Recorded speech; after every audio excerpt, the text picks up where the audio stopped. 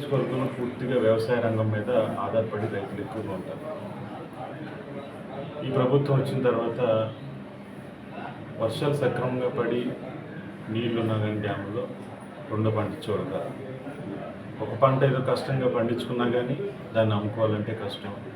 ఏదో విధంగా అమ్ముకున్న తర్వాత అమౌంట్ అనేది రైతులకి డబ్బులు పడకపోవడం, 5 నెలలకు 6 నెలలకు వాళ్ళు ఇష్టం వచ్చినప్పుడు వేసుకుంటారు. దీంతో రైతులు చాలా ఇబ్బందులు గురవుతూ ఉంటారు. ఈ మధ్యలో ఏదైనా తుఫాన్ లాంటిదో లేదంటే వరదలు లాంటివి ఏమైనా ఇబ్బందికరంగా వస్తే దాన్ని కనీసం ₹1 కూడా నష్టపరిహారం అందించుకుంటారు. ఈ 5 సంవత్సరాలు ఎక్కడా కూడా డ్రైన్స్ కానివ్వండి, కెనాల్స్ కానివ్వండి, ఎక్కడా కూడా పూడికి అనేది తీయలేదు. మరి ఆ నిధులన్నీ కూడా ఏమైపోయినాయో తెలియనటువంటి పరిస్థితి. కొద్దిపాటి వర్షానికే పొలాలన్నీ కూడా మునిగిపోయి ఎదలేసుకునేవాళ్ళు, మునిగిపోయి మళ్ళీ ఎదలేసుకునేవాళ్ళు. మళ్ళీ ఏదైనా మధ్యలో వర్షాలు వస్తే మళ్ళీ మునిగిపోవడం, పనుల స్థాయిలో ఉన్నప్పుడు ఎప్పుడైనా వాటికి ఏమో కనీసం రూపాయి కూడా ఎక్కడ ప్రభుత్వం నుంచి చేయూత లేకపోవడం కానీ ఇట్లా రకరకాలుగా ఈ రైతులు నాశనం అయిపోయారు ఈ రోజుల్లో.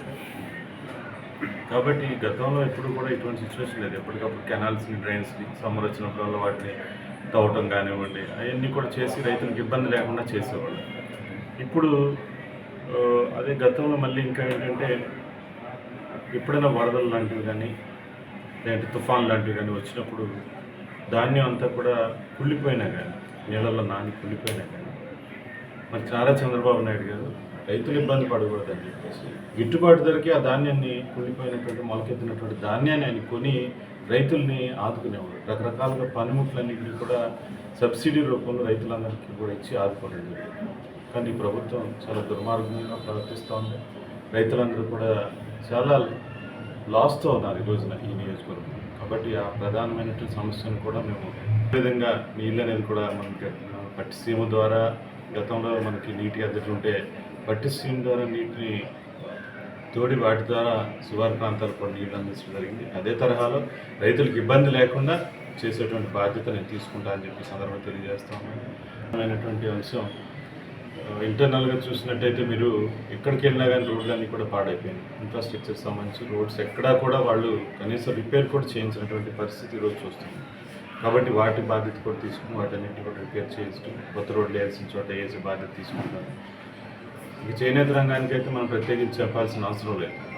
ఏదో మొక్కుబడిగా నేతలు నేస్తాం అంటున్నారు, అది వాళ్ళ పార్టీ వాళ్ళకి మాత్రం ఇచ్చుకుంటున్నారు తప్ప మిగతా వాళ్ళకి ఎవరికి ఇచ్చేటువంటి పరిస్థితి లేదు.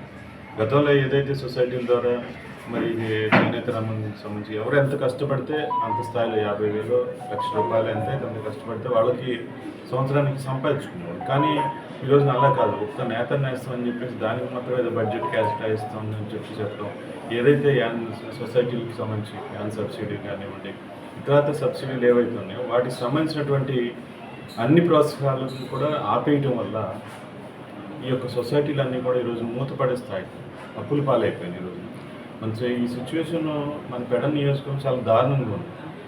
పెడన టౌన్లో ఒక కుటుంబమే ఆత్మహత్య చేసుకున్నటువంటి పరిస్థితి మనం చూసాం. యాక్చువల్గా చాలా దారుణం. ఒక 3 కుటుంబ సభ్యులందరూ కూడా అప్పుల పాలైపోయి ఈ చేనేతను నమ్ముకున్నటువంటి వ్యక్తులు చనిపోవడం చాలా బాధాకరం ఆ రోజు. కాబట్టి ఏంటంటే చంద్రబాబు నాయుడు గారు కూడా మన పెడన మీటింగ్కి వచ్చినప్పుడు కూడా ఒక హామీ ఇవ్వడం జరిగింది.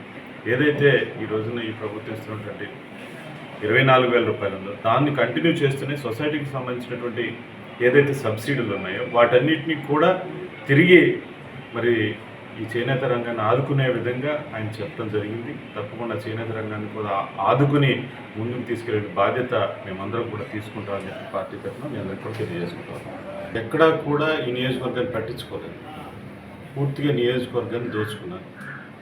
ప్రధానమైనటువంటి సమస్యలు ఇక్కడ తాగునీటి సమస్య. మీరు ఏ గ్రామానికైనా వెళ్ళండి, ఎక్కడ చూసినా కానీ ఎవరు చూసినా కానీ పూర్తి స్థాయిలో ఫిల్టర్ బెడ్లు డ్యామేజ్ అయిపోయి కొన్ని చోట్ల, పైప్ లైన్ డ్యామేజ్ అయ్యి కొన్ని చోట్ల. మేము డోర్ టు డోర్ క్యాంపెయిన్ చేసిన ప్రతి దగ్గర కూడా ఇదే సమస్య. వాళ్ళు మాకు నీళ్ళు అందించడం గొడవ చేస్తూ ఉన్నారు. ఎందుకంటే గతంలో మన తెలుగుదేశం పార్టీ హయాంలో ఎక్కడైనా ఇటువంటి రిపేర్ వస్తే వెంటనే నిధులు కేటాయించడం కానీ లేదా సొంతంగా అమౌంట్ ఖర్చు పెట్టి వాటన్నింటినీ కూడా రెక్టిఫై చేసి ప్రజలకు ఇబ్బంది లేకుండా త్వరితగతిన ఆ సమస్యను పరిష్కరించి ప్రజలకు ఇబ్బంది లేకుండా చేసేవాళ్ళు.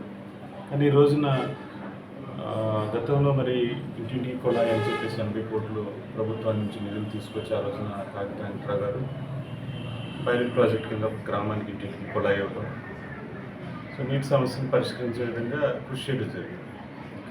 కానీ ఈ రోజున ప్రభుత్వం మారగానే ఆ ప్రాజెక్ట్ని పక్కన పెట్టేయటం, వీళ్ళు కనీసం పట్టించుకోకుండా ఎంతసేపు బటన్ నొక్కుతున్నాం, స్కీమ్ వెళ్తుందని చెప్పి ప్రజలు మోసం చేస్తూ ఉన్నారు తప్ప ఎక్కడా కూడా ఈ సమస్యను పరిష్కరించలేదు.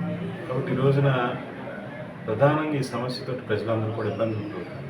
తప్పకుండా రానున్న రోజుల్లో ఈ సమస్య ఏదైతే ఉందో నియోజకవర్గంలో ఆ సమస్యను వెంటనే పరిష్కరించేటువంటి బాధ్యత నేను తీసుకుంటానని చెప్పేసి తెలియజేస్తా ఉన్నాను. తప్పకుండా మా మేనిఫెస్టోలో కూడా చంద్రబాబు నాయుడు గారు, పవన్ కళ్యాణ్ గారు ఏదైతే ఒక సూపర్ 6 అనేటువంటి మేనిఫెస్టోని పెట్టారో అందులోనే మరి క్లియర్ కట్గా చెప్పడం జరిగింది. తప్పకుండా ఆ సమస్యని పరిష్కరిస్తానని చెప్పేసి మీ అందరికీ కూడా తెలియజేస్తా ఉన్నాను.